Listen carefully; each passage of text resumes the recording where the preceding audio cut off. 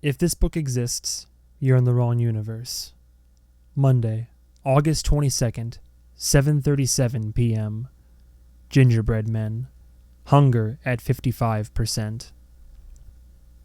Me. John and I started wrapping up the corpse of the huge masked man in garbage bags, having decided we'd just drive him to the nearest bridge to chuck him into the river. We discussed chopping him up and incinerating the parts in the garage, but that would have taken hours, and really, what would have been the point? Nobody's going to report this guy missing. John kept the dude's chiseled black mask, though, saying he wasn't sure if he wanted to sell it or just stick it up on the mantle. I didn't have to ask about his bone axe. There was no question we were keeping that shit. During this process, Amy and John had both endeavored to find new ways to ask me what exactly had happened to the guy, but at some point, they accepted my pleas of ignorance as genuine. I actually didn't even know why it mattered. If it's clear self-defense, who cares if that defense is delivered with a little flair? Why would killing be the one activity where we deduct for style points? When we got to the bridge, we found the guardrail had been torn and scraped in what looked like a fairly fresh car accident. This registered to me only as an easier place to dump the body, since we could just roll it through the gap instead of lifting it over the rail. We did exactly that, only on impact, we heard a thump instead of a splash. John looked over the side and, at the top of his voice, shouted, "Ricardo, pork fart!" Protruding from the surface of the water below was the ass of an enormous pickup truck with dual rear tires. Sitting on the back bumper was the man in the Hawaiian shirt and shorts who bought our haunted merch earlier in the day. He was now studying the plastic-wrapped corpse that had landed on the bumper next to him. He looked up, his face lighting up with joyous surprise. "John, Dave, did you hear?" John said, "What are you doing in the water, dude?" "Oksana attacked me. I was driving, and she jumped out of the passenger seat and grabbed the wheel. It was amazing. Hasn't done anything since, though." He held up the doll as if to demonstrate. "I thought that's why you came. Figured you heard about it. Is this a dead body?" I said, "Evil henchman from another world. Just roll him off into the water. You need us to call somebody?" "Cops are already on their way," he said, while shoving the corpse into the water with both feet. "Hey, I want to apologize for doubting you about the doll earlier. This thing is haunted as fuck." John said, "Hold on." He went to the van and rummaged around until he found one of the white energy dolls he kept in there for emergencies. He returned to the broken guardrail, holding it up. This one was a Barbie-sized doll in a wedding dress. "Her name is Marianne. She makes infections heal faster and can restore rifts in relationships. For your trouble." He dropped it down to Ricardo. "Tell your friends we got the real shit." By the time we got back, Amy and Joy had cleaned up most of the blood out of the garage, but there had been another 30 minutes of work stuffing the plastic bags back into the cabinet and taping up cardboard to replace the shattered doors. The four of us eventually landed in chairs around the kitchen table. I wasn't hungry, but everyone else was eating junk they'd scavenged from around John's kitchen. Amy had a jar of olives she'd found in the refrigerator. John was eating loose slices of American cheese with potato chips. Joy had somehow found a container of Planters cheese balls, even though I didn't think those were being manufactured anymore. Our drinks included a Fight Piss, a brown bottle of some obscure IPA, a can of Dr. Thunder Cola, a bottle of water, a cup of greasy coffee, and a 2-liter bottle of Surge, which again I thought had been discontinued. John had turned on his police band scanner, and from what we could gather from the cryptic cop speak, Bass and Gracie never made it back home. The cops were on the hunt for the rest of the members of the Zarkrax Club, but they, like us, had no idea where any of them were. All their old haunts were presumably off the table. The community center was a crime scene, as was the old Dollar Cinema, and the cops were already searching each of the members' homes. Then again, if there were new developments, we might not hear about them, since the police here knew when handling true undisclosed weirdness to get off the radio and switch to cell phones. That monster stuff tended to attract crowds. Not just locals either. Once internet rumors about the pool incident got out, gawkers and their cameras would come from all over. Hell, some were probably already here, prowling around and waiting for signs of chaos. I'd have to say we were completely at a loss, but we did have one lead. A giant, now readable, if very wet, book that was a wealth of information about the cult's belief system. Amy was flipping through it, seemingly unconcerned about the olive juice she was getting on the pages in the process. Though, from what she had said, readable might be giving it a little too much credit. It was in English, but it was like the author's typewriter was missing letters or their hands were missing fingers. The opening lines were, and I'm paraphrasing here, but the words are kind of weird. The world as you know it is a chain wrapped around your mind. The system kills anyone who dares reveal that it has all been a pack of lies. Mankind will never be free until enough of us stand up and proclaim the truth together. They cannot kill all of us. It just takes one to break the dam and start the flood. Zarkrax is the one, period. Was there a period? Zarkrax is the flood. That went on for more than 600 pages. It must be hard to write a good Bible, because it seems like most of them badly need another editing pass. To John, I said, "How long?" "About 4.5 hours, I'd say." He was watching the Egg Toys app.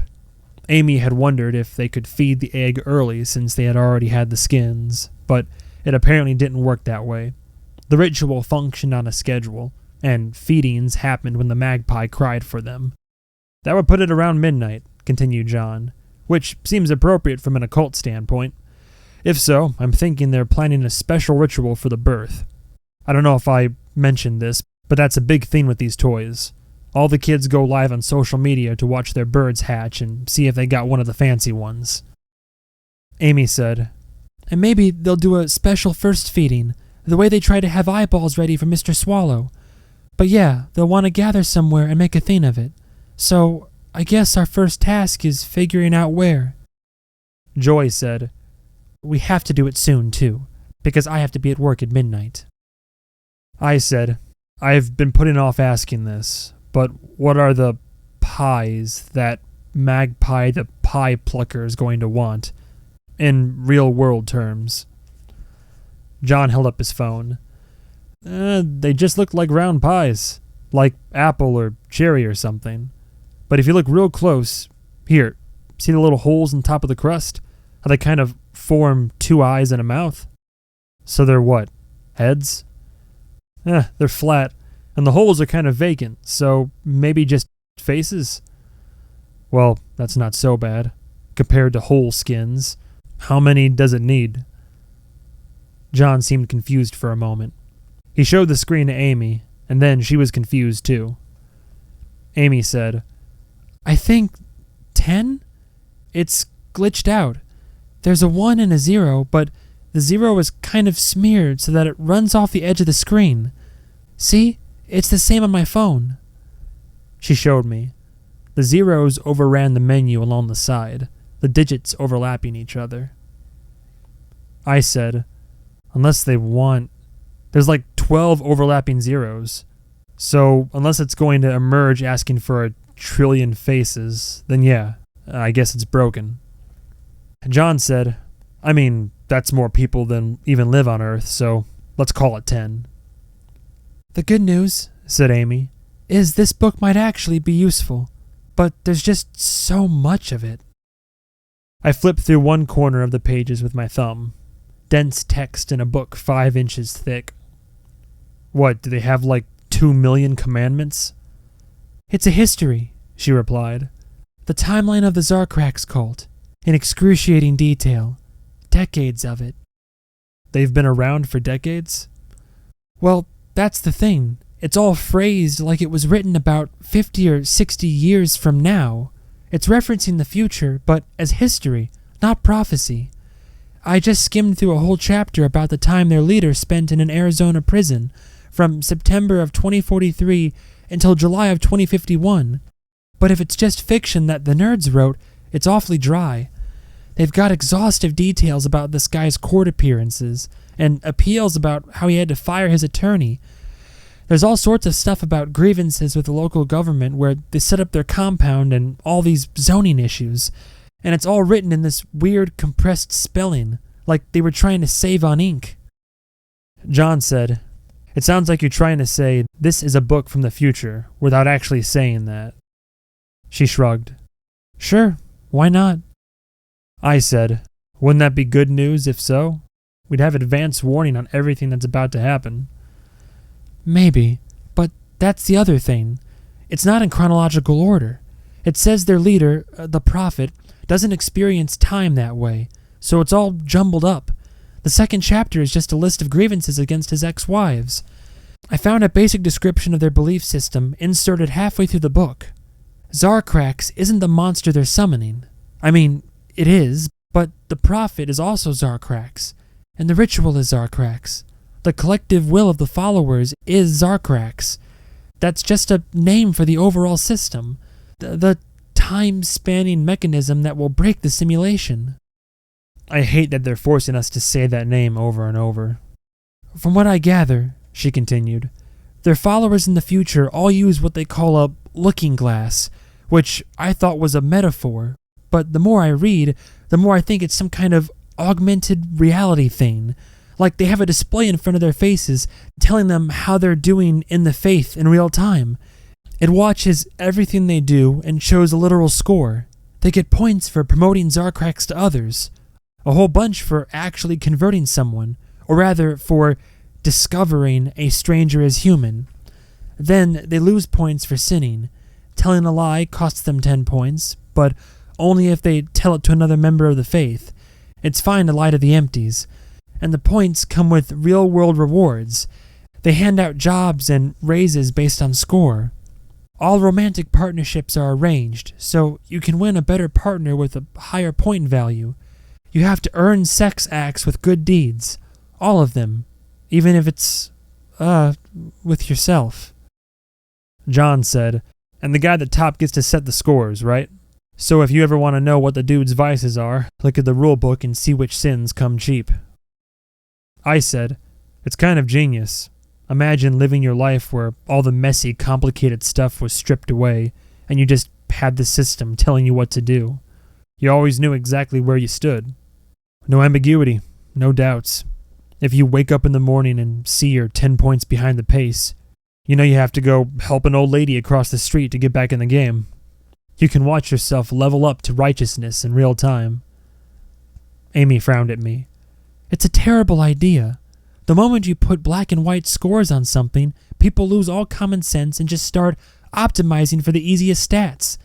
It's like those terrible teachers that just teach around passing the standardized tests. You can see them squeezing the life out of the kids. You're making a human think like a robot." "Then again, it sounds like the future agrees with you. This religion is hugely popular. According to the book, anyway. It says it exists in 6 countries. I shrugged. Having lived my whole life wishing society would just explain what I'm doing wrong, I'd love it if somebody just gave me clear instructions. Does it say what I need to do to join?" Instead of answering, Amy bolted to her feet, saying, Oh my God! Jesus Christ, what is it?" "Look, there are pictures in the back. Look, here. Oh, this makes so much sense." She was stabbing a page of the book with her finger like a bomb would go off in her skull if we didn't notice it fast enough. John and I leaned closer. On the final page of the book was a grainy photo of an older man in a eccentric dress. The quality was bad on purpose, like somebody had manipulated it in Photoshop to appear old, like that would lend it an air of legitimacy. She said, "That's the prophet, who wrote a big chunk of this here book. Recognize him?" I did. "That's the fancy old wizard who came to me while I was in the smoke shop and you were getting your glasses. You knew the picture just from my description of him?" No, look! That is Sebastian Galveston, only older. Look at the eyes, look!" John said, "Holy cow, you're right." I didn't see it, but I decided to take their word for it. Then what she was saying finally hit me. I leaned back in my chair. So, Bass is like this whole religion's Joseph Smith. They're L. Ron Hubbard. Well, he's going to be, said Amy. If this book is true, and it's not just some weird fanfic Bass wrote about himself, he's going to grow up and, apparently, start one of the world's major religions. Joy said, See, this is why I like watching you guys work. It's like you're simultaneously very good and very bad at this. It makes me feel like I could do it. Joy took a picture of the old man and started furiously typing on her phone. Was she live tweeting this meeting? I said, Hold on, I'm lost again. Bass had a copy of a holy book that he himself contributed to as an old man. So the guy behind all of this, the guy who presumably brainwashed Bass into the cult, is the old version of Bass himself. He grew up and reached back to indoctrinate himself so that he could grow up to start a cult, so he could reach back and indoctrinate himself. How does that work? It's just a closed loop. God, I hate time travel shit. Get ready to be even more confused, said Amy, rapidly reading the several pages of what I guess was the prophet's biography. All the way on page 555, it says this religion began when young Bass miraculously survived an attempt on his life by the simulation itself. It then says he will die of old age, but prophesizes that he'll be resurrected once the church reaches 1 billion followers worldwide. It even gives a date, the year 2112. At that point, Bass will be magically reborn from a crystal in the earth. The 1 billion followers will then join in a ritual that will usher in the end of the simulation, and all true humans will be freed, and so on. I said, They'll do that by summoning Zarkrax? It's all Zarkrax, said Joy. The whole process is Zarkrax. Try to keep up. I knew that, and I'm only half paying attention. John said, But that means the apocalypse isn't coming for another 100 years or so. Surely we'll be able to figure out something by then. Well, said Amy, it says once they break the simulation, it will be retroactive. It will be broken in the past, too, since time itself is an element of the simulation, you see.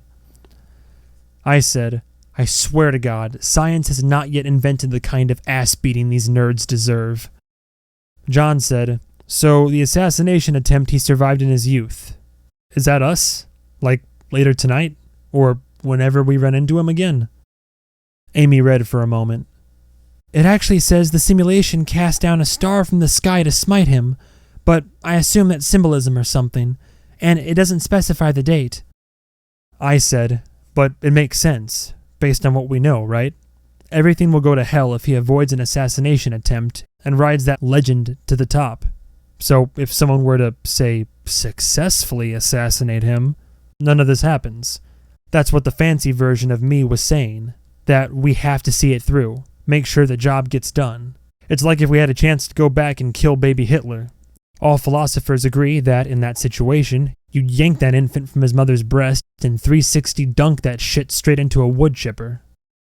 Or, said Amy, we prevent the situation altogether, so that the assassination attempt doesn't even have to be made.